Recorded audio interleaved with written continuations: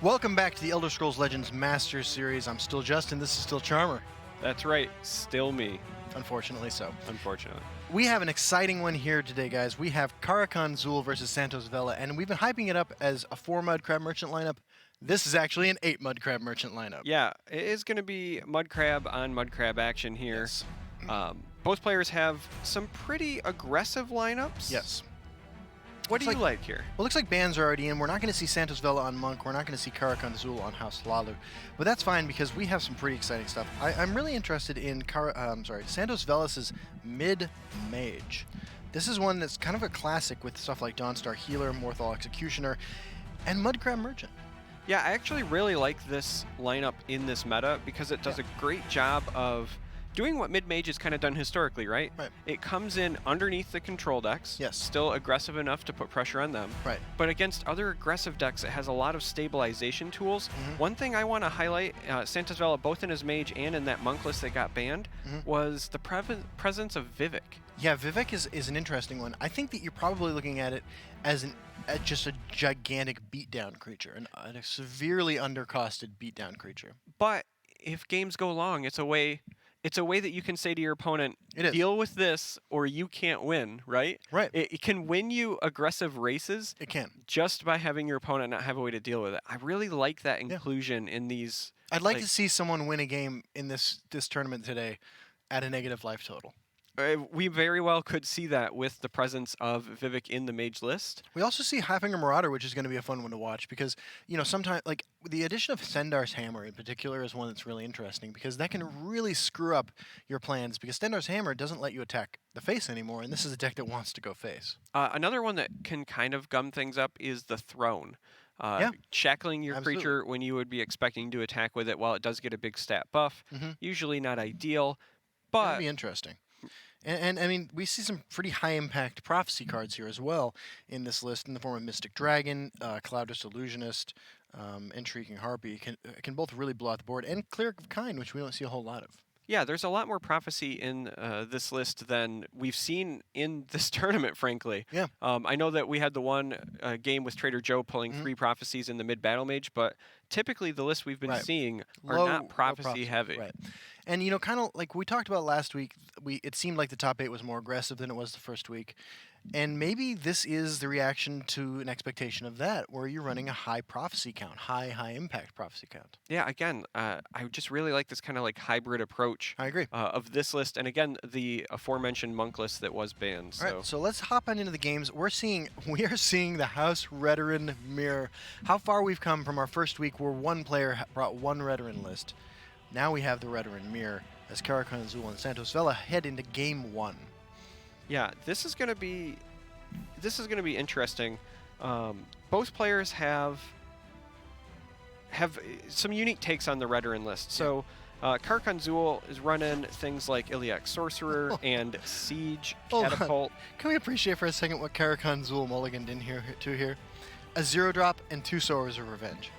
And I'm going to have to say, sometimes that's good enough. And a second 0-drop. Yeah. Do you just spam them both? No, you pass. Okay. Oh, no, you pass there. I also want to correct myself. I was looking at the wrong Karakondzhul list. Siege Catapult is coming in a different matchup. Well, but we do potentially get to see some catapults. I'm excited to see that. I'm also excited to see Aldvala the Assassin from Santosvella here as his first play.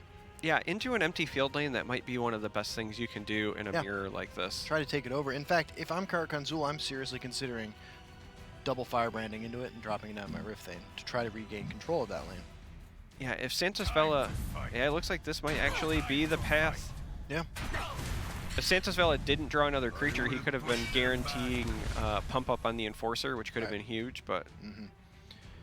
And now Karakondzhul looks pretty good. I mean, going into turn 3 with 2 5-drops isn't great, but Sword of Revenge is one of the most powerful 5-drops in the game. Yeah, even if he falls behind a little bit, back-to-back Sowers is a way that you can get yourself right back into the game. Definitely. Now, if Karakondzhul doesn't trade here, Santos has a pretty impressive follow-up in Orc-Clan Captain into Red and Forerunner. Looks like they will, however. Yeah, Windkeep, again, helping try to keep control of that field lane. There's going to be a lot of back and forth there.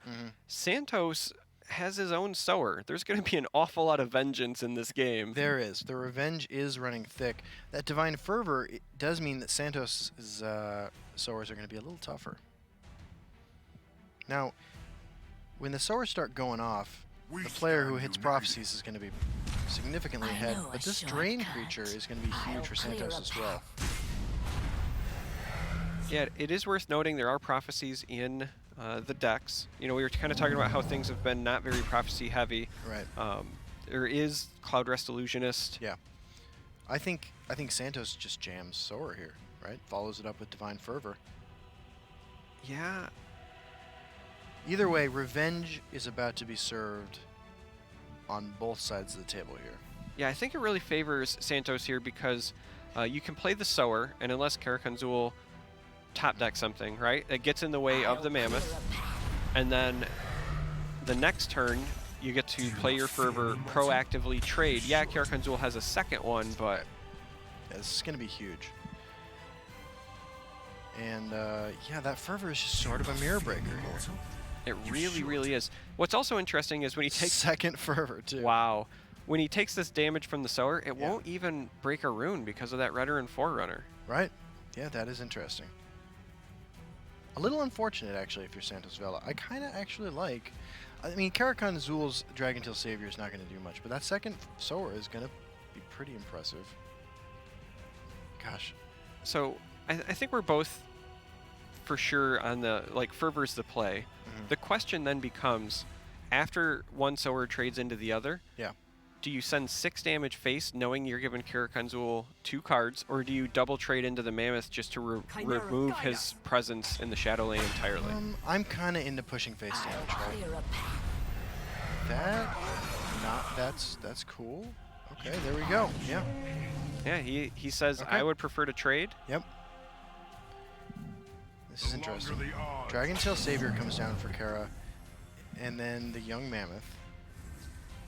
Gavel the Ordinator, I think, is making its first appearance in the tournament today. Yeah, Gavel is one of those cards that is kind of a nightmare in Arena, but hasn't seen a ton of constructed play. But potentially another great example of a mirror breaker card, like we were just talking about. I mean, not the literal, but the aggro on aggro mirror. Yeah, it is a sneaky, powerful card. You know, 2 Magicka for 2 points of potential reach is always welcome in aggressive decks. Yeah. The ability to save a creature from death and you know, trade into opposing Hive Defenders, for example, I think is underrated heavily. I like the inclusion of this card. It's a little awkward though for Santosvella, right? Because like you can develop the Divine Fervor, knowing that you're going to lose both your creatures, or you can develop Oddveloth the Assassin. You really don't want to develop Gavel the Ordinator here at all. You kind of want to get some value off of that. And both players still in the high 20s life total. There's a lot of game left to be played here. Yeah, we're seeing 2 aggressive decks with a lot of back and forth, and we haven't even had a rune get broken yet. Right. So this one is far from over. And prophecy hits from either player could be pretty game-changing as well. Decides to Gavel. Before breaking the rune. Little misplay, I think, there. Drops down the Oddveloth the Assassin. I mean, you do have access to opposing lists. Hold on, that Grizzly Gourmet is kind of huge. Yeah, the Grizzly Gourmet certainly helps deal with the Assassin. It's a big deal. He's got the tools to deal with the other cards as well. The Scimitar is a quality pickup because it allows this Mammoth to survive the trade with the Forerunner. Yep. So again, Santosvella got a lot of damage in. Yep. But back and forth, this is Karakondzhul with a lot of cards in hand now, resources. And that Windkeep Spellsword is doing a really good job of locking down that field lane, which means that the Sower is going to be able to lock up the Shadow Lane. Yeah, I can't imagine a scenario here where you don't play the Gourmet. Right, you're locked into Gourmet for this turn, but I mean in future turns. I think Karakondzhul might be kicking himself just a little bit because he made the trade before playing his Dragontail. Yeah. So if the play is Gourmet and Dragontail into that Shadow Lane. This is the slow play of regret. Yeah. But yeah, this turn kind of plays itself, I think. I guess there's a question about whether or not you drop the Nord Firebrand, but... Yeah, personally, I think I would hold on to it. You're not going to start pushing damage right away. Right. You might You've got got other tools that buff it, or even just something like 5th Legion Trainer that you could get to trigger it. Absolutely. The regret continues. There comes the Grizzly Storm into the field lane. Dragon. Yeah. Okay. So yeah, it does miss out on, one more attack power there. Eastmarch Crusader, pretty good draw. Yeah, it's a really good draw for Santosvella because you need more gas. It's not likely Karakondzhul is going to give it to you anytime soon. And you're just hoping you draw a 1 through 4 drop now. That Mammoth is kind of extra spicy, knowing that it can kill that sweet roll. Exactly. No matter what. Rift Thane's good too. I mean, this is going to put lethal on the board. That Soar of Revenge is going to get in the way of those plans a little bit. I think you... that's Emperor's Blade. That's rough too. Okay, so let's see what happens here. I mean, I like developing this way for Santosvella. Yeah. You know you're going to lose the sweet roll, but essentially, without guards or something, you're threatening lethal. With the Divine Fervor and whatever you top deck, you could be doing well. Doppelganger and Dormant Centurion might be one of the worst things you can give a player. If you've never seen this card before, not surprising. Don't feel bad about it. It's a 3/5, right? For 3? Yes. That can only attack if you play an action this turn. Yeah, it does seem bad. However, there are still ways to potentially trigger it, so it's not entirely dead in Santosvella's hands. Oh, it's really bad. But it is certainly not as good as that Doppelganger pickup. No. That is kind of a big deal. Yeah. Because it has the potential to copy Sowers. It has the potential to copy that Emperor's Blade. Doppelganger is huge. I think it seemed like Kara was thinking about playing Emperor's Blade over Sower, which I can kind of appreciate, actually. Breaks a rune there, though. Windkeep Spellsword, kind of a non-factor. Swings. Breaks another rune. Wow. I was expecting 1 rune break. Oh my god. Not expecting a second. I think Karakondzhul just killed himself. Yeah, the second rune break is a little bit of a surprise. Whoa. There is no prophecy that is good for him here. No. Yeah, that Cloud Rest. That's huge. So it's going to take a counter prophecy now in order to keep him in this game. Let's see what happens here. Gavel the Ordinator, kind of a big deal, actually. Gavel on the 5/3 with Breakthrough is going to be brutal. Let's see what the top card of Karakondzhul's deck is. Yeah, actually here, with the Gavel and the Fervor and the Breakthrough, I think... you can go with no rune break. Wait, no, you don't have enough Magicka. Yeah, you're going to be a little bit off. Wait. No, it's a little bit off in damage. Yeah. With the Fervor, you're getting 1 in, which takes it to 9. Gavel only takes you up to 8. Yeah, you're right. Close, though. It was very close, though. Let's see what the top card of Karakondzhul's deck is. Crusader's Assault coming down. We might have our first win in this series right now. And on the back of a prophecy, like we were just talking about how so many lists lately have... There we go. Santosvella takes the first win. Toned back their prophecy presence, but... Right, Santosvella winning the Retiran Mirror to go up 1-0 in this series. Yeah, if you would have said to me at the beginning of the broadcast, I would be saying the words, the Retiran Mirror decided by prophecy. With a Gavel the Ordinator. Like, I would have chuckled, but here we are. Yeah. Great game, good back and forth. That was interesting. Santosvella up 1-0. We have a lot of Mudcrab Mirrors left to play, though. Yeah, absolutely. If you're Karakondzhul, I don't think you feel bad about that loss. No. Maybe you kick yourself for breaking that extra rune. Yeah. But all in all, it's not like you got overwhelmingly beat. No. You can have some confidence going into this next game. That was a close close game for sure. If you're Santosvella coming in the back of that win, you have your Crusader list left. I'm sorry, you have your Mage list left and you have your Warrior list left. I really want to see that Mage list played. What do you bring? If I'm Santosvella, I think I bring the Warrior because I think my Mage matches up great against any of these aggressive decks, and I want to save that for like my trump card. Yeah. If anything, I think the better question is, what do you bring if you're Karakondzhul, knowing you have Warrior and Mage left to deal with? Because both of those decks can be really problematic. Yeah, that's a tough one. Unfortunately, if I'm Karakondzhul, I'm thinking I have 2 decks with purple in them. I wish I had Dark Guardians because against this mid-mage, I'd like to profit from what I assume are going to be some back-breaking prophecies. Yeah. So that's a tough one. I can't help but highlight as well with this list that we had somebody bring 4 aggressively minded decks and did not bring Halalu. Do you think that's because Halalu's kind of struggled in the tournament series, or do you think that they just really wanted to play that Monk and Mage list because they were trying to exploit the matchup? Well, there's certainly something to be said about bringing your own flavor to these sorts of things, which makes bans harder for your opponent to do, makes playing around prophecies more uncomfortable. So I guess I'm not terribly surprised, because I think there's two reasons. Halalu has not performed particularly well in this tournament, and there's a lot of value to be had in being creative here. Yeah. It'll be interesting to see how things play out going forward. Okay, let's hop on into the game. Looks like we went past the mulligan phase. We have a Mudcrab Merchant already landed, and it's tough to say what it gave Santosvella, because all those cards look pretty reasonable. I think it was the Ravenous Hunger, right? Yeah, it should be the Ravenous Hunger there, because that is not in that deck list. Yep. And in Karakondzhul, it looks like he picked up a Chaingle Hall Sapper. Dropping that 3/3 on turn 1 for Karakondzhul has to feel pretty good, lining up well against a reasonably statted Mudcrab Merchant as a 1/3 for 1. You know, that's a really interesting decision there. I'm struggling to think about any situation where I would want the Sapper. Sapper is pretty good with items, and we know there are items in Karakondzhul's deck.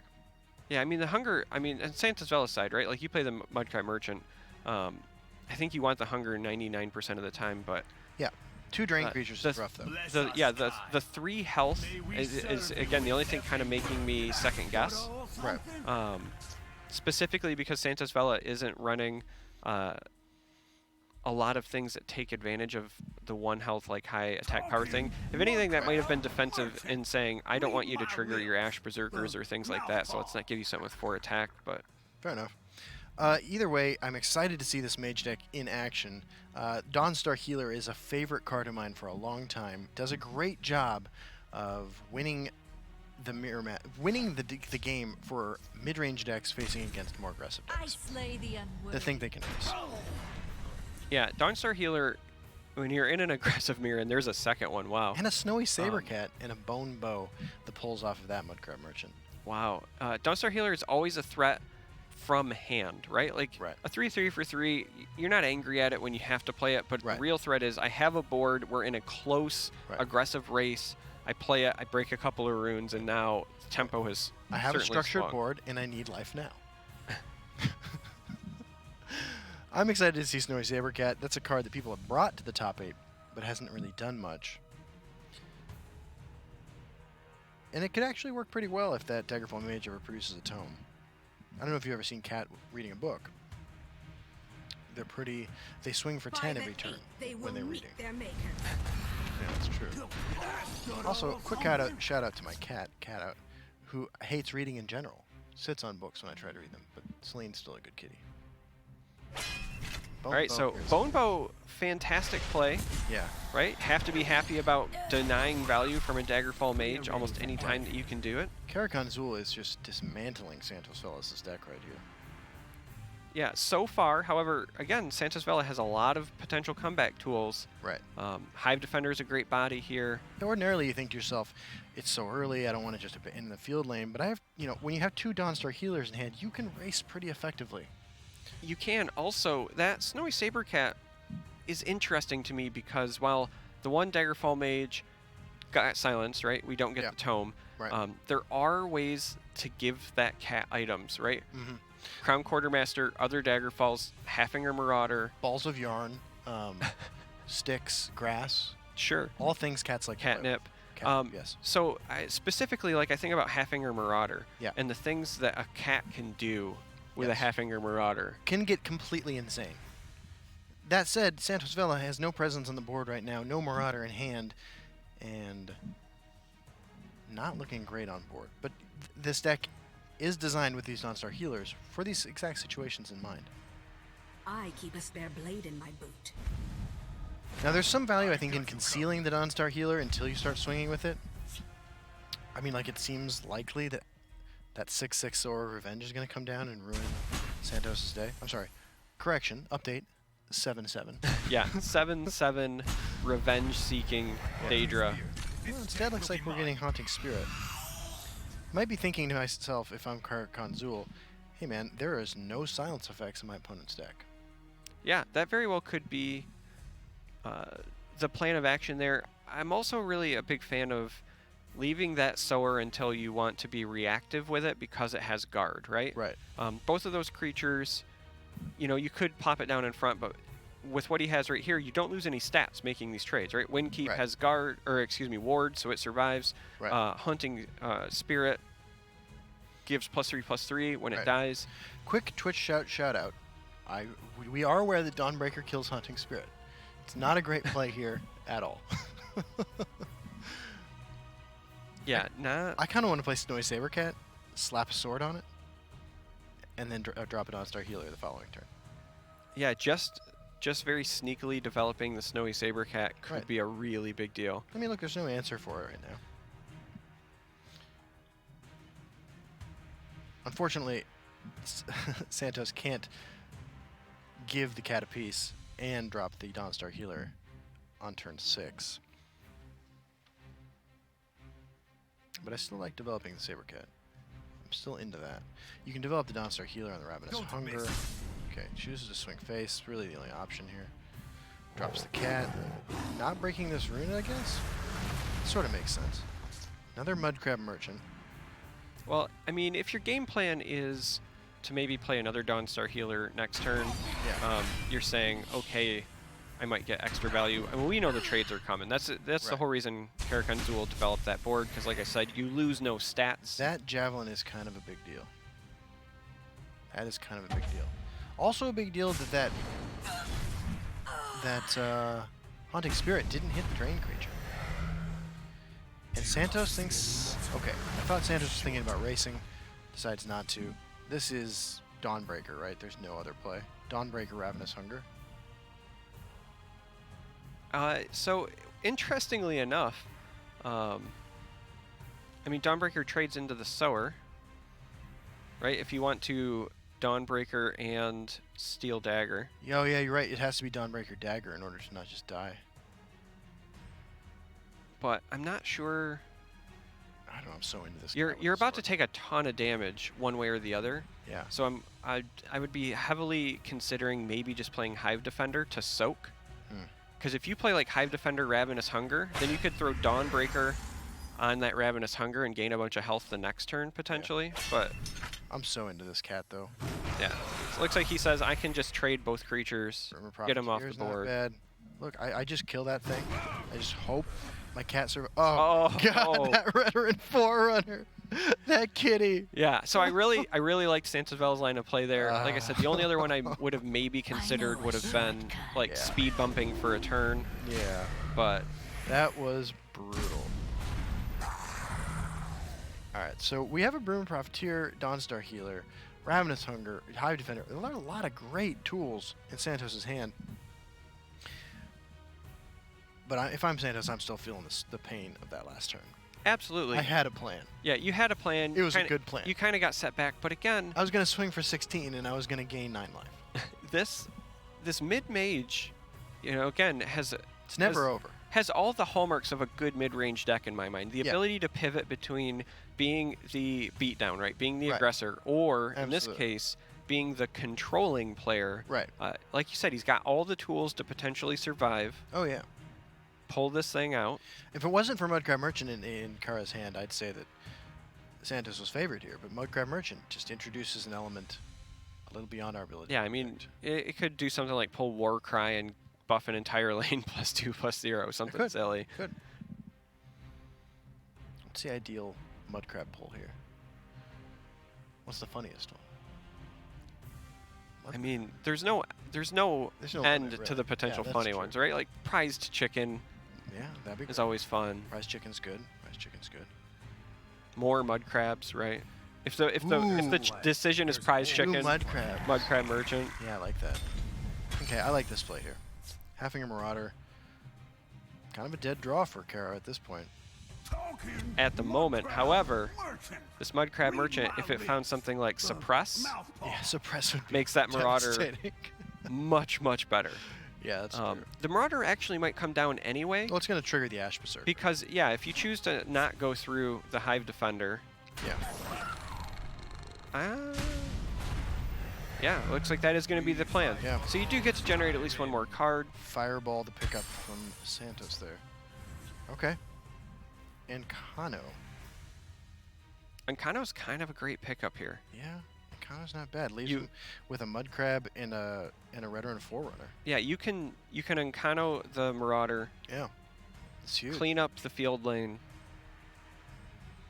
Or, I mean, if you really want to save the Unkano, you can also do a lot of the same things, but with Piercing Javelin, and then maybe develop that Ravenous Hunger, start getting some health back.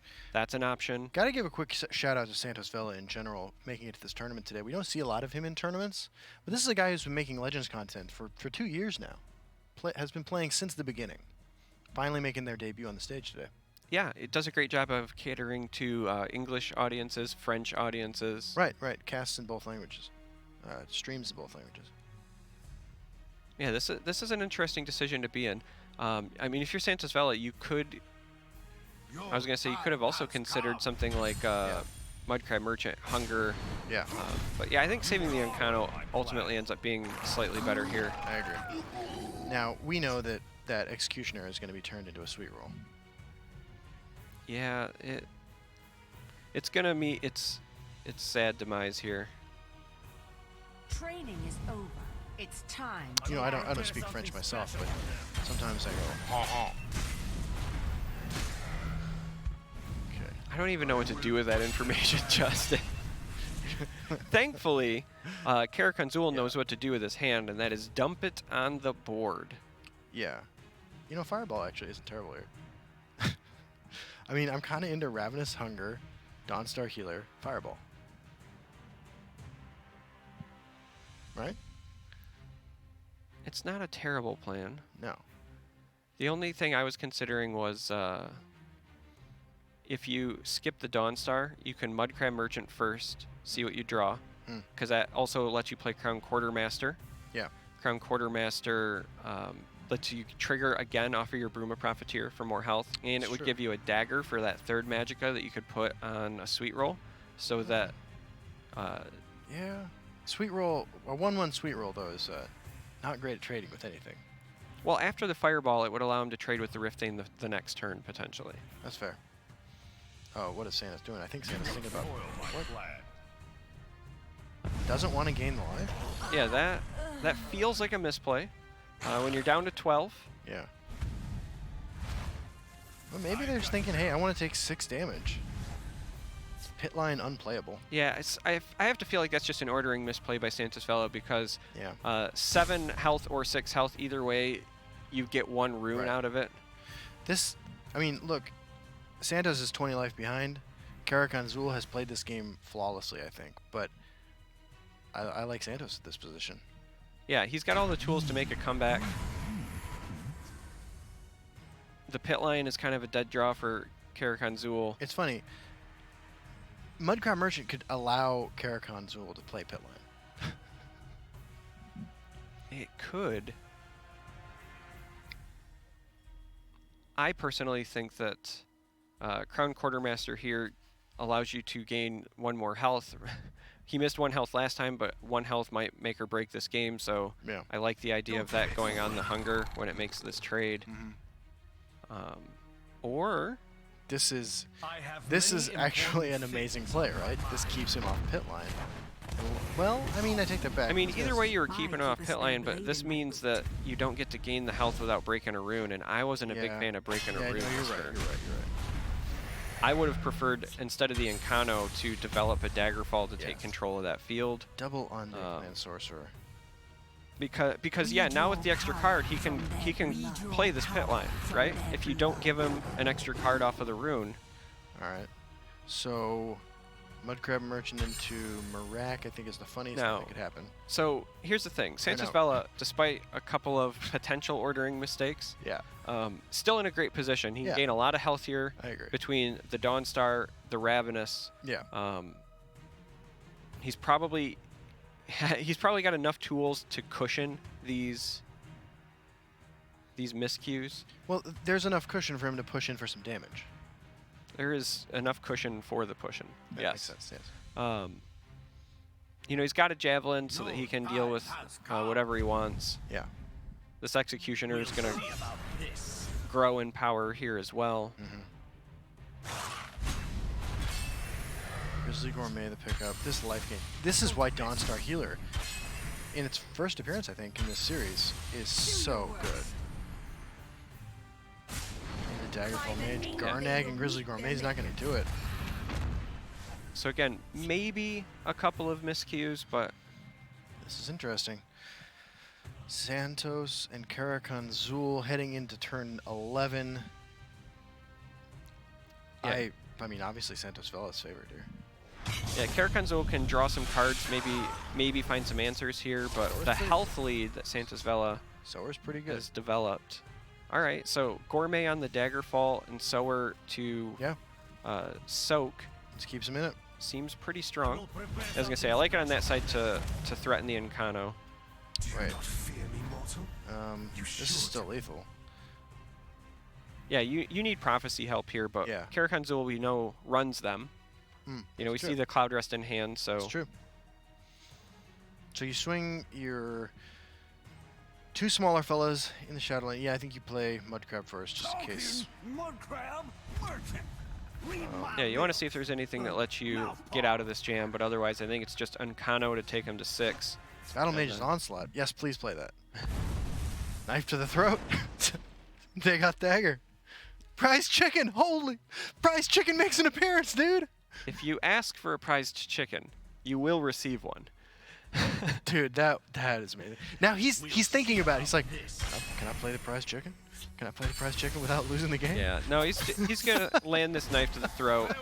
And just like that, Santosvella is up 2-0. Wow. In this series. Okay, so congratulations to Santosvella.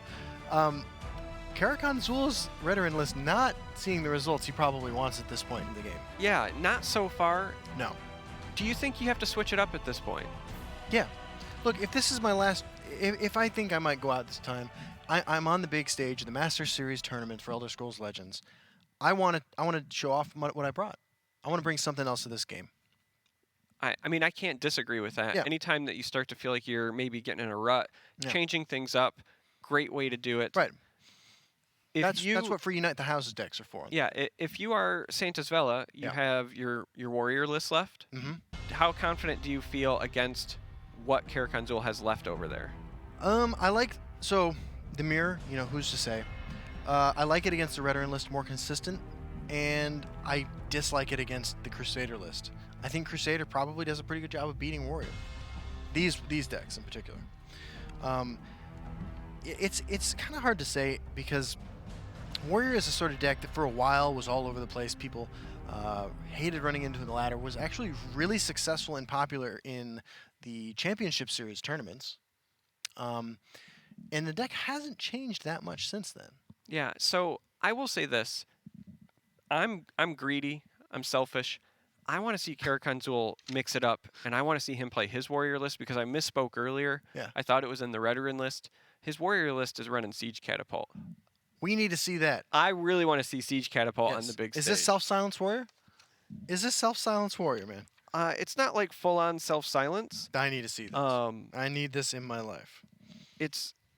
Look, Karakondzhul has been a guy who's done really well in this game for a long time. He traditionally plays more control decks, right? Yeah, he's been an innovator of a lot of the decks that you see make it onto the ladder in one way, shape, or form or another. Scout, right? Yeah, he was one of the people who was playing Scout very early on. Yeah. Played it for a long time when it was not the best deck in the format. So now that he's playing these aggressive decks, I want to see what the Karakondzhul aggressive decks look like, and I want to see how they impact things going forward. Well, we are going to see right now as Warrior takes on Warrior. Siege Catapults and Mud Crabs and Orcs for everybody. I am so excited for this. I'm excited too. We have Karakondzhul, the Engineer. I like that title. Versus Santosvella, the Great Mane, which I think is a cat thing. Yeah. So, again, there are Siege Catapults in the Karakondzhul version. He doesn't run what I would consider a full... Look at all these Mud Crab merchants. It's like, this is like Red Lobster.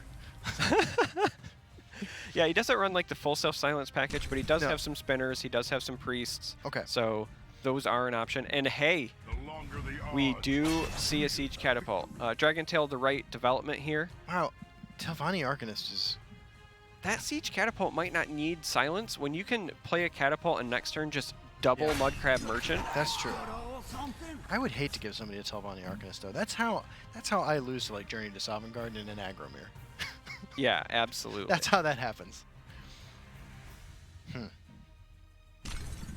right, so, yeah, here it comes.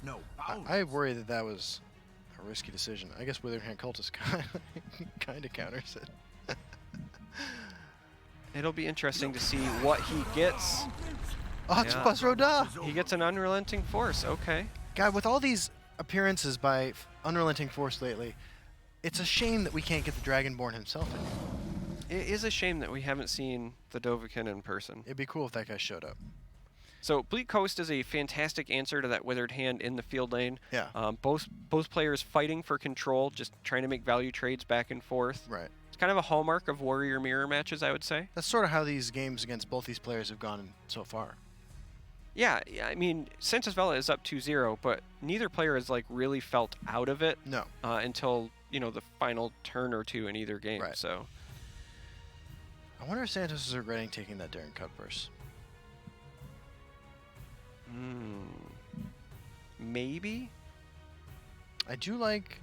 I mean, I like having the handful of 1s and 2s that Santos has, but I have to say, Siege Catapult. We were just talking about how these decks go back and forth for a while, and then somebody just wins over the course of like 2 turns when they win that attrition battle. They win the back and forth board playing. Siege Catapult's a 5/5 for 2. It seems like it's going to be really effective at doing just that. Yeah, I really like Santosvella's plan here. You're essentially going to lose the field lane with the presence of that Bleak Coast. Developing a couple of 2/2s over there, both of which, so if that cut purse does land home, they both get bigger. Right. The clan captain makes for even more damage. Yeah. But look, Karakondzhul can end this turn with 16 damage in the field lane. All he needs to do is play a Mudcrab Merchant over there next turn to turn it on. Yeah, at conclusion of the next turn, however, Santosvella could be sitting on an awful lot of damage there as well.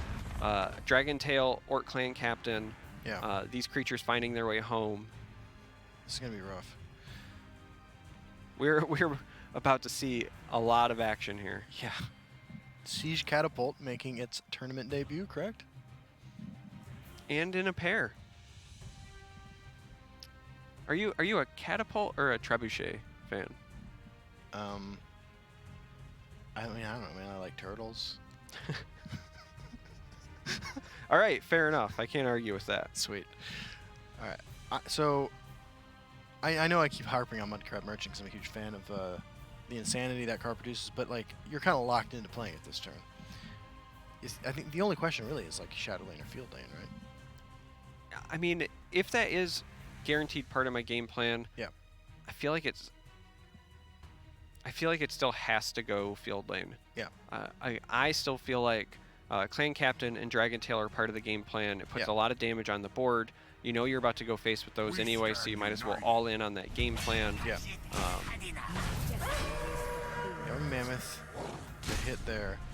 Another Siege Catapult. You're going to lose your creatures to those catapults next turn. Like, there's no doubt about that, right? Right. So your best plan of action, in my mind, is to put as much damage on the board. I have to agree. And so, yeah, Mudcrab not played, opting, hey, I don't want to give away free resources. Right.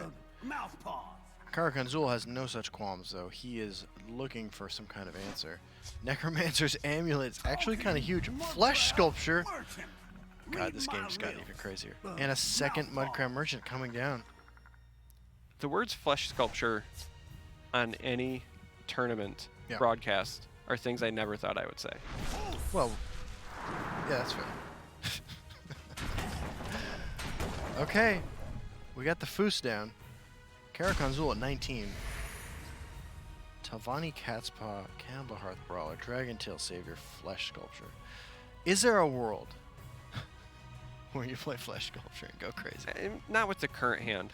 Maybe later if you need it as an absolute Hail Mary, but you've got to get rid of the catapults, right? So I have to imagine This turn is probably Mud Crab Merchant. See if you find an easier answer, and then if not, it's Candle Hearth. I like Dishnik. I like Dishnik pinging the 5-1. Yeah, or Dushnik is a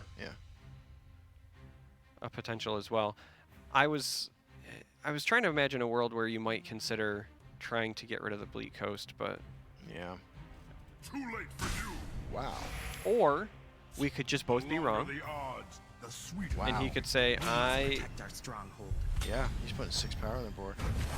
He's thinking Orc Clan, Candle Hearth maybe? Prayer? I mean, Santosvella also has a little wiggle room, right? Santosvella just needs to win 1 game out of the next 3 with this deck. I mean, that's true. But I think you don't want to like leave it to that, right? I think you just... I mean, he has a Flesh Sculpture in hand, bro. If there was ever a time where I was thinking to myself, you know what? There's a reason that you're here, though, right? Like...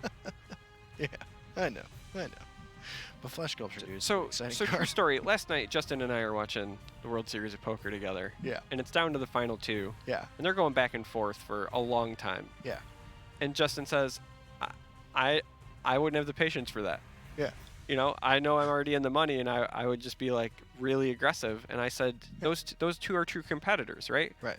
Both of them are going to get a bunch of money, but only one of them will have the title of champion, right? Yeah. Winning is important to some people, Justin. That's the point of this story. And I said I didn't care. I hate playing heads-up poker, and I just go all in. Yeah. Poker, by the way, the game I played before I got really into Legends. Yeah, we've got a pair of quality competitors playing right now. That's true. That is what separates them from us, is that they are exceptional at this game, have reached the top echelons, and we were eating at a place called Volcano last night. So Santosvella actually, I think his position is significantly improved here. Swinging for 6 puts him to 9. Playing Sower of Revenge the following turn. I mean, like, look, I'm so close to lethal. If I'm Santosvella, I can taste it. Yeah, I mean, I think that the plan of action potentially is a clan captain, just so you're swinging for 7. Yeah. You drop a sower to soak a little bit on that shadow lane, also get the 5 damage in. Clan captain means next turn your Candle Hearth is coming in with charge. Right. And you maybe either draw something to go along with it, or Mud Crab Merchant finds you like the little bit you need for lethal. But And I think like that's the plan. I agree. And it locks Karakondzhul into playing Necromancer's Amulet, I think, to present that much damage on board, which is probably not what they want to be doing. Now, we're probably missing some obvious lethal from Karakondzhul in the crackback. So I'm doing quick math. Yep. Nope. Doesn't look like lethal. Oh, I really enjoy that math there, by the way. Yeah. Well, look, I only got 10 fingers, and he's at 18 life, so like there was only so much I could do. All right, so the clan captain does come down. Earthmode Spinner is actually huge. That is Yeah. massive. That is huge. Oh my god. Wow. So now,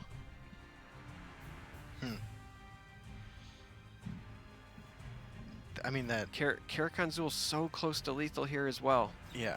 He just needed 1 point. Both players are like on the cusp of pulling this off. Yeah, this is close. I'm leaning to Karakondzhul right now, I have to say. That Earthbound Spinner changes the math for me. I don't know how to represent an Earthbound Spinner on my fingers with numbers, but it seems like a lot. I think you just take one of your fingers and you spin it in a circle. Like a fidget spinner? Sure. Dude, I realized recently that I'm old because I saw one of those things and I thought to myself, I literally had this thought, I was like, what is wrong with children?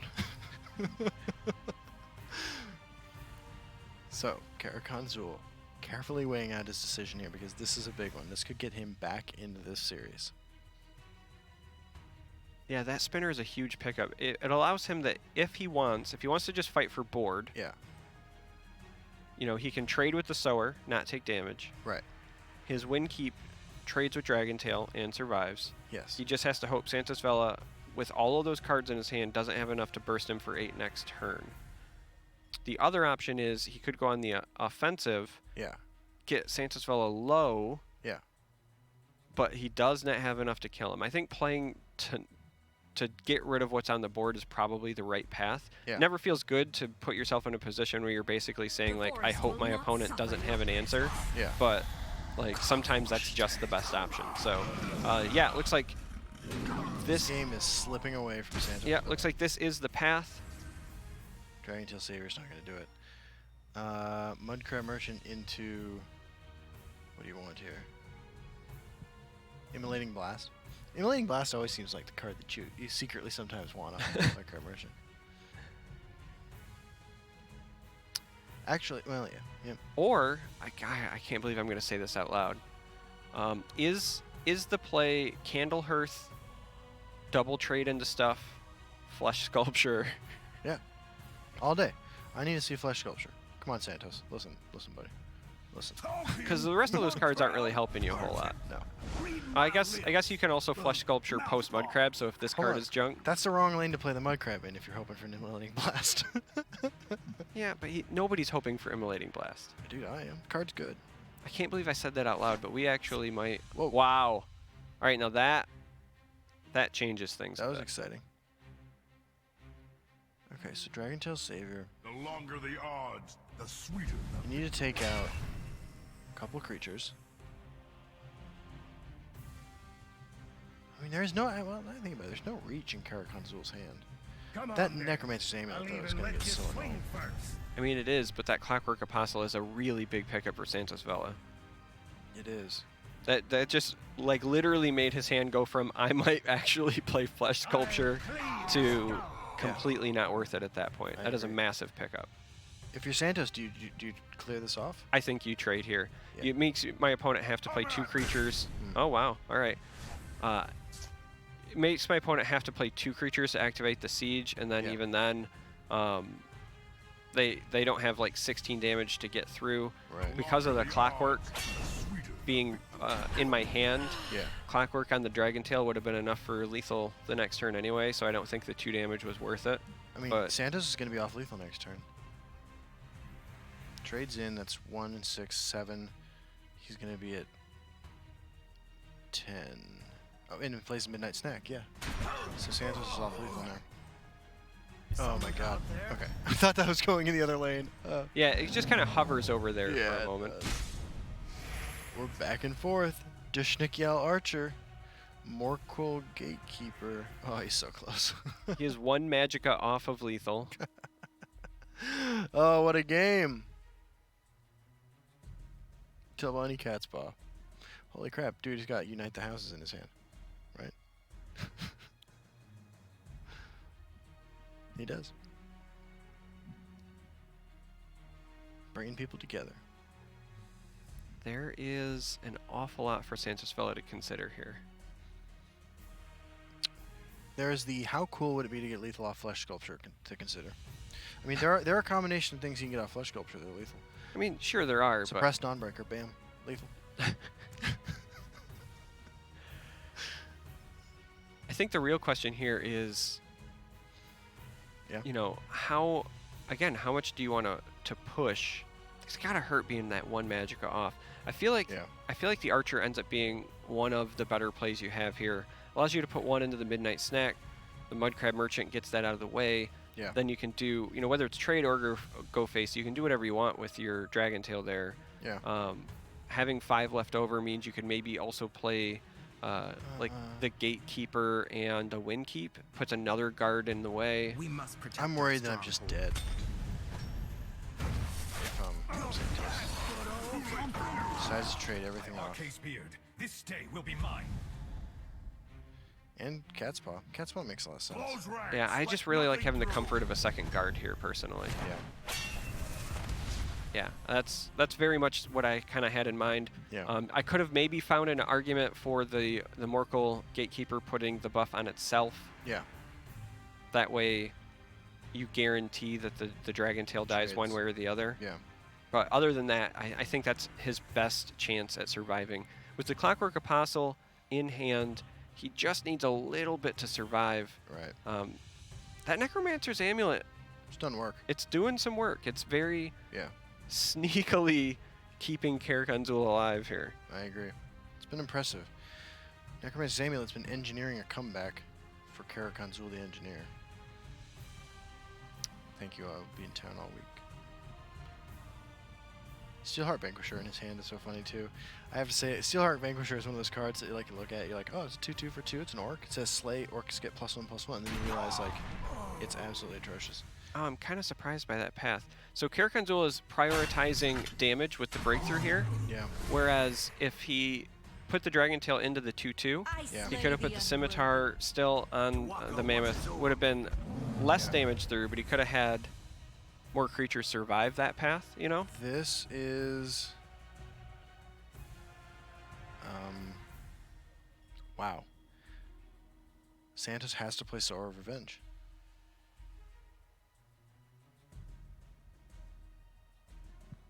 This is an amazing back and forth. This is. I'm just like on the edge of my seat. This Necromancer's Amulet's done incredible work. Yeah, we're at the point now where the Sower is not good enough. No.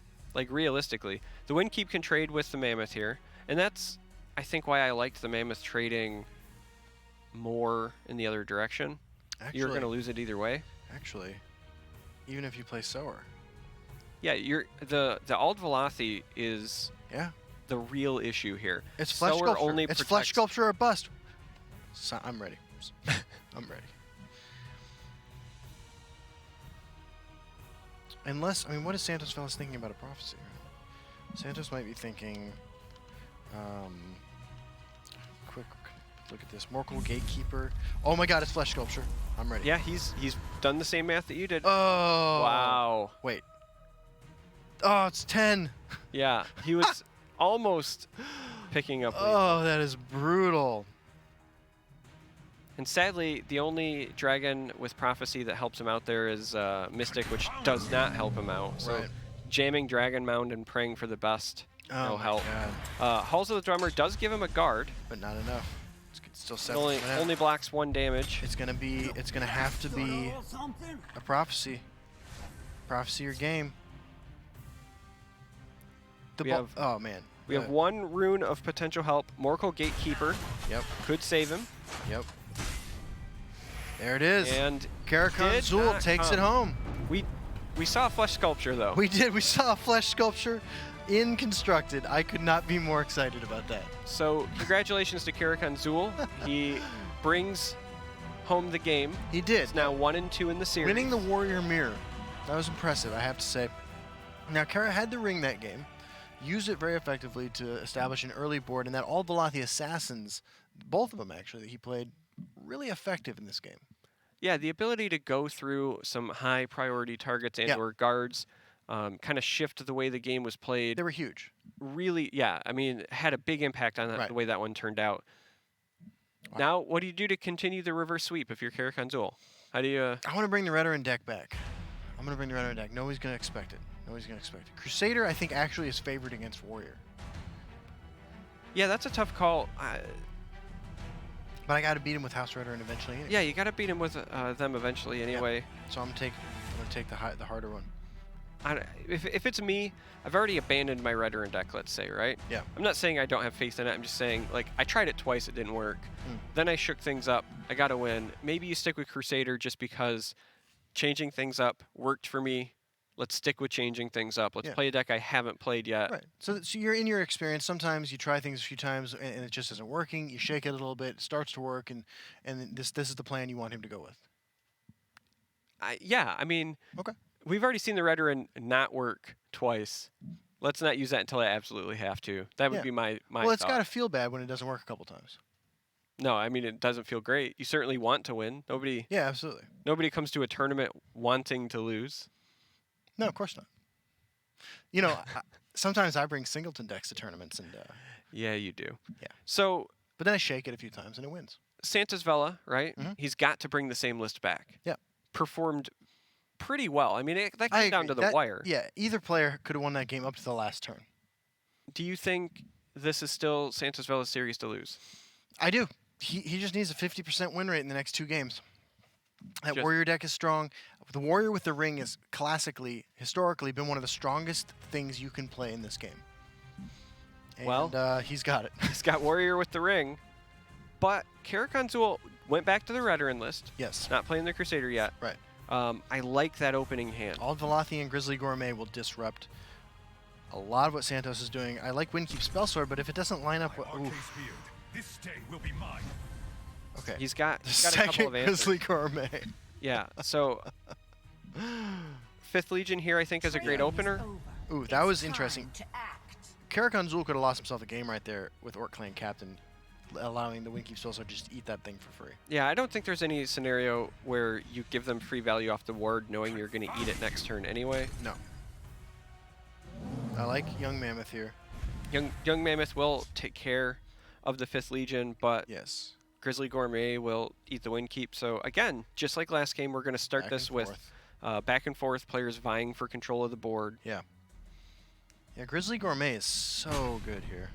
I will prepare something special. Puts it in the Shadow Lane. I can appreciate that. Circle Initiate the draw. I actually am a big fan of that Shadow Lane play for a couple of reasons. Yeah. It means you can contest the Mammoth, and since you've got a low power board so far, I think that's a high priority. You also don't want someone to just play an Orc Clan Captain and kill your Gourmet with their sweet roll, right? It's like Totally agree. It's like the Gourmet self-poisoned himself. Like I made this food and then it came back and killed me. That is true. This is similar in the reason why Sander doesn't let me cook. How Karakondzhul's hand is stacked. Yeah, it doesn't have a lot of board presence right now, but has a lot of ways to deal with what's going on. I mean, these Grizzly Gourmets are just so effective in these aggro mirrors. So Reeve is an aggressive development, and it would allow him to do some stuff, and it looks like that's the route he's going to go. Yeah. I could have maybe seen an argument for the Ald Valathi there as well, but... I'm all in if I'm Santos. Orc Clan, Circle Initiate, go. That makes both of my creatures trade in combat with Reeve. We stand united. There we go. Yeah, it also means I trigger 2 werewolves here. Yep. That's a lot of damage. You're low on cards, but I mean, you know you're playing against another aggressive deck. They've got to give you stuff back eventually. That's lethal on board. I mean, like, Karakondzhul has a ton of stuff in his hand to work with. The Emperor's Blades in particular are really interesting ones. Wow. I slay the unworthy. Decides to take a lot of damage. Really taking 8, which is not an insignificant amount. This is rough though. You know what though? You can ping. This is gonna be interesting to see if Santosvella can scrape by the remainder of the damage.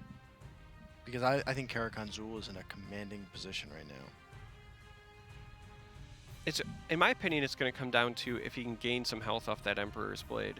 Because if he just keeps killing the board... each lane, I don't know how he does it. Yeah, I mean, if he just keeps killing the board, Santosvella has enough reach in that deck that I think he can draw stuff to get it home. Yeah. But if Karakondzhul can make these board trades... Oh, I don't know how I feel about that. I agree. I think you ping the 2-1 and I think you ping the 2-1 as well. Yeah, you let the attack break a rune. The Ald Valathi was going to eat the guard either way, in my opinion. But if you make Reeve attack, then it gives you a rune, gives you more gas. I think that might have been a misstep. I totally agree. Stormcloak The Vanguard. Nords must take back Skyrim. And then Emperor's Blade comes down, right? Yep. Emperor's Blade. Yeah, and this is...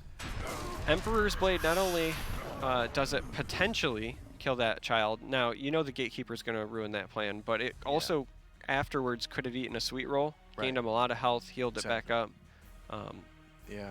I mean, Karakondzhul has so much more in his hand than Santosvella does. Well, it's easy to have that much in your hand when your opponent's broken 4 of your runes, though, too. I don't know, man. The decks that I play, I get to like 9 life. I have 1 card left. My opponent's at 40.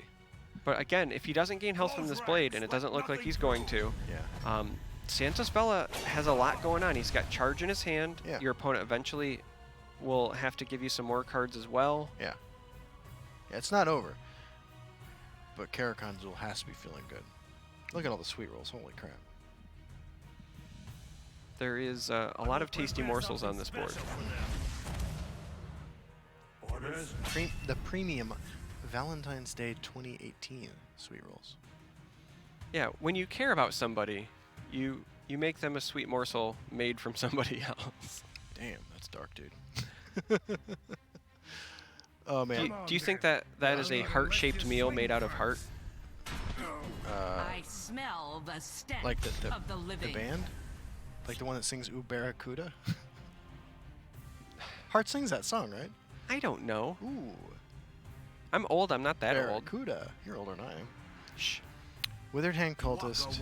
Sower of Revenge. Yeah, the Withered Hand there is, in my opinion, more about Yeah. maximizing your magicka. I agree. You don't want to play Dragon Tail and Mud Crab because you don't want to give them something with the crab quite yet. Wow, So Clan Captain is terrible here too. But you have to drop it in order to kill them. I don't dislike it because, hear me out, Yeah. I get to trade into the Sower, but that's going to break one of my runes, right? So then I can maybe draw something else to pair. I also get to attack with that Sweet Roll. Yeah. Yeah, I mean, I'm putting my opponent to 8, and I'm drawing another card, but my Orc Clan Captain is also just going to get gobbled up. Well, I guess not necessarily, but probably. I mean, I think that you still have to do it there. You're going to have to get rid Yeah. of the Sower anyway. It's your only play. We stand united. Wrong place for Yeah. a midnight stroll. Yeah. Oh, well, Sora's pretty good. Yeah. Now, Sora's actually really good. yeah. Now that field lane looks a whole lot better, right? So Yeah, I mean, you're not wrong. You're not wrong. Dawnbreaker Swing. I know I Yeah, should. that's Yeah, huge. this- That draw is so this huge. top deck was fantastic. What a good pickup by Karakondzhul here. It goes right back to what I was saying, which is if you don't gain health, Santosvella has the reach to get home. Oh He's my god. found a way to gain 5/5 health. drain creature on board. Yeah, it stays on the board. You don't even have to break a rune next turn if you don't want to either. You could eat the Sweet Roll, develop the rest of your hand, and Yeah. pass. Absolutely. This is over. This is over.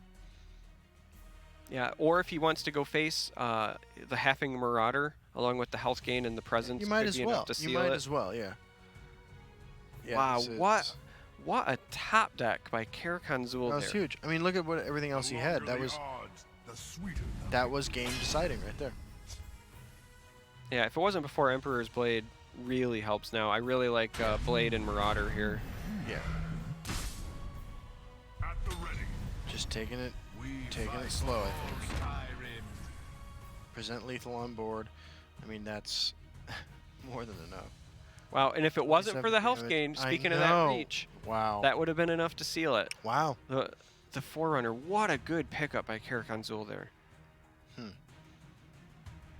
Do you play this out? Do you Victory is slam the yours. Headhunter into the Forerunner? Okay. Well, Karakondzhul is working his way through a reverse sweep, tying this up 2-2. We're back to game 5. We are. This is something like we've had a lot of game 5s. I think when we only get to showcase half of the top 8 matchups every week. We've done a pretty good job of featuring some really exciting ones. Yeah, and we talked a little bit about it last week. Yeah. It just speaks to the level of competition, I think, Oh, in yeah. this game as well. These are not like No. pushover, somebody's heavily favored. Right. We don't see a lot of sweeps. These aren't charmers. These are really Yeah. great players. These aren't like the times that I swept you in in our Dwemer challenge. That's true. That's true. I mean, I have to say, Karakondzhul has really, really been showing why they made it to the top 8. I mean, some of those plays were, and the restraint too, were just perfect. Yeah. And to be fair, that top deck Forerunner, because otherwise he had lost the game. Yeah, absolutely. So we have not seen the Crusader list out of Right. Karakondzhul And yet. this is the one I think Karakondzhul is actually favored with. Yeah, but we are certainly going to see it. All right. Both of these players, one of them is one game away from making it to our top 4. Almost to QuakeCon. Yeah, winner of this is going to go on to play Maza Boom, Yes. who, again, I'm excited to see that as Some well. very exciting lists there. I have to say, Crusader is a deck that hasn't changed a lot, except maybe the addition of Ash Berserker in a long time. Yeah, I mean, there's basically like 2 versions of Crusader that exist. There's tokens, and then Yeah. there's like the red-based aggressive, Right. but neither one has changed a whole lot No. in recent memory. Let's hop on into the game. We have Karakondzhul on Crusader. We have Santosvella on Warrior. Santosvella rocking the ring, and Karakondzhul with 3 2-drops and a Steel Scimitar, which is kind of exactly where you want to be. Santosvella can do the turn 1 double mud crab. Yeah, Santosvella has shenanigans. Karakondzhul has a lot of gas in that hand. That is a really good opener for Field Karakondzhul. tested, consistent cards that people have played for quite some time. Versus cards that can give you who knows what. Right. This is going to be a wild I'm game excited. 5. I mean, this is what we signed up for when we had the 8 mud crab mirrors, 8 mud crab decks lineup here. I like the premium mud crabs, by the way. Look at that sunlight, just baking. Yeah, in the community, like, the rays of sunlight have kind of been almost a meme The Night Mother. when it comes to mirrors, but, Yeah. The Night Mother's great. Well, Santosvella decides not to play the second mud crab. you know, interestingly, that Farsight Nereid could have some value. As we talk about the importance of prophecies in Yeah. aggressive mirrors, We've seen that them. allows you to kind of peek and see if it's safe to break a rune. We have seen them matter a lot. I'm still a little stunned, actually, that Santosvella did not play the second mud crab on turn 1. Maybe you're thinking I'd like to win on turn 5 or turn 4 by ringing out a Wood Orc Headhunter or something like that, but because this turn I feel like your best play is definitely Morkel Gatekeeper buffing up your mud crab. Yeah, I think you want to get that 2/2 body in front of the Rifthane. Yeah. Um, Right now you're not racing it, but Now that will prove not great because of that Right. Steel Scimitar in hand, Right. but I think that is not what's going to happen. I think we might actually see Mudcry Merchant into a Windkeep Spellsword, yeah, which, it's not terrible. I mean, actually, really, it benefits Santosvella because now he'll get to see Stalwart Ally, Thalmor. that Steel Scimitar come down. This state Wow. will be mine. Stalwart Ally triggering. Can you imagine? Stalwart Ally 3/3 for 3. If the top card of your deck when you play it is an endurance card, it gets guard and +0/+3, right? +0/+2. Yeah. Again, Karakondzhul, very good play here. Puts a lot of power on the board. Definitely. The Douchnik is a really good pickup, however, because that allows him to trade into Yeah. Rifthane and I totally have the agree. 3/3 guard. Right. I think that's got to be your plan of action here. I mean, it sucks to use another ring charge, but, and again, every time I say that, Yeah. Santosvella makes a liar out of me. Yes. Okay. This is acceptable. The 4/3 runs into the 2/2 and Mudcrab can still trade. That's fine as well. Right. Karakondzhul's hand's looking pretty stacked. I kind of like. This is difficult. I think there's no world we ever played the Night Mother.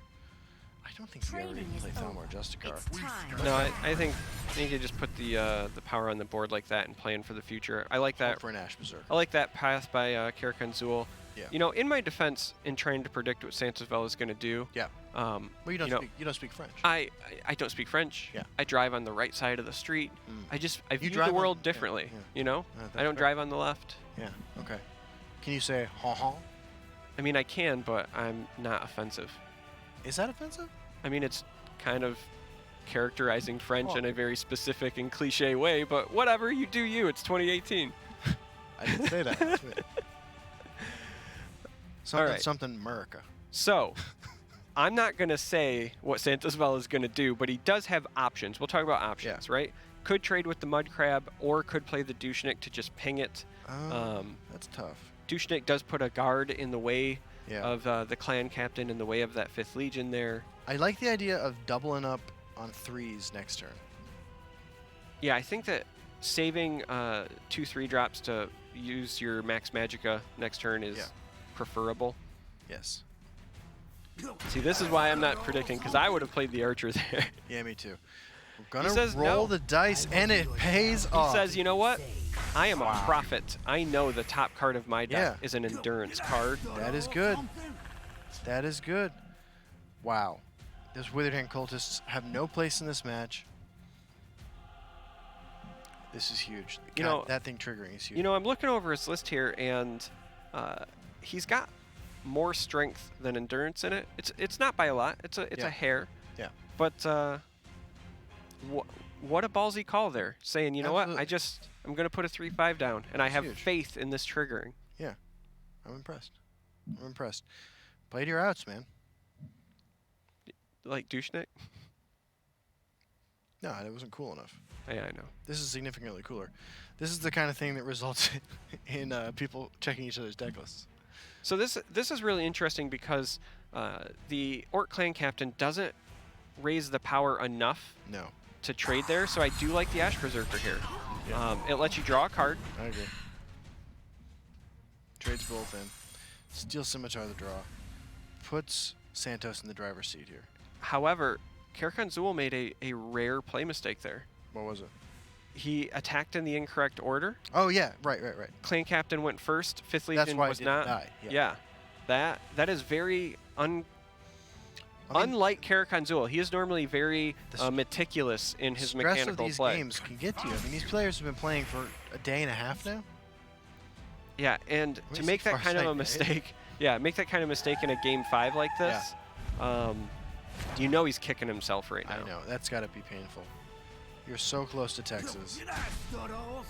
Okay, the top card is East March Crusader because of the Farsight Nereid. And it's so unlike him, too. Yeah. Wow. All right, so Karakondzhul has a lot of ammunition in his hand, but is well behind on board position. Yes. Earthbone Spinner. The forest will not suffer your Or presence. Clan Captain, maybe? No, we're just keeping it alive with Steel Scimitar. Yeah. You still have 8 damage coming at you. There's a Wood Orc Headhunter across the table. That's 1 off lethal, except you don't have an Orc. But yeah, you got to think that you didn't want to have to use that Earthbone there, that it would have died the previous turn, and that opened up more options. Yeah. So it certainly doesn't feel good. yeah, that is unfortunate. With the Wood Orc Headhunter in his hand, I think Santosvella's got a really good grip on things right now. Barrowstalker Dushnik face. Yeah. All day. Hope my Dushnik survives so I can...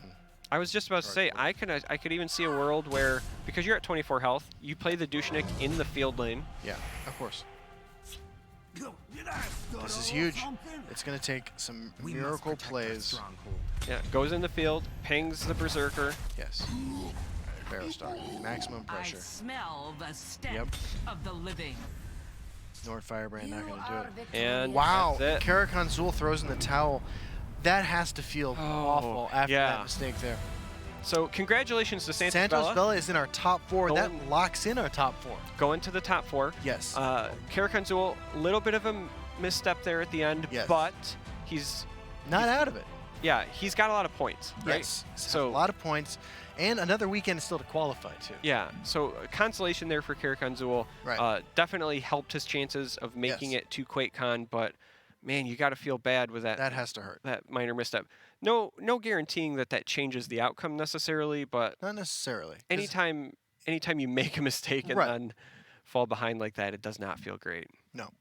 And if it makes anybody feel any better, just watch me play sometime. I do that every game. Yeah. Wow, Santosvella, man. Top 4 is locked in now. As Wow. Santosvella joins our other 3 players. We have 4 more games today? We have our top 4. We have our top 3 third place finalists, and then our final game heading into this afternoon. Let's take a look at our bracket. Turquoise Link and Burn the Sky are going to be playing for one of those 2 positions. And then Mazaboom and Santosvella are going to be playing for the other top 2. Yeah, 3 out of those 4 people Yes. are going to QuakeCon. Going to QuakeCon in Texas. To pay for $50,000. There's a lot of talent in that top 4 there. There as is. well. These are people who have been around for a long time. These are people who brought very interesting, kind of off-meta stuff. Turquoise Link's Tribunal Uprising deck. Fascinating. Santosvella bringing some of those lists is super Yeah, interesting. his Mage and his Monk are, again, not the norm. No. But you can see where they're well positioned Right. to do some damage in this tournament. And we haven't seen Mazaboom's list yet, but he brought some spicy stuff as well. Yeah. And again, like all 4 of these players are people you routinely see either do well in tournaments, finish high on the ladder. You know, Turquoise Link is a former #1 finisher on the ladder. And Turquoise Link and Burn the Sky will be our next match. We will see you in just a couple minutes, guys. Stay tuned.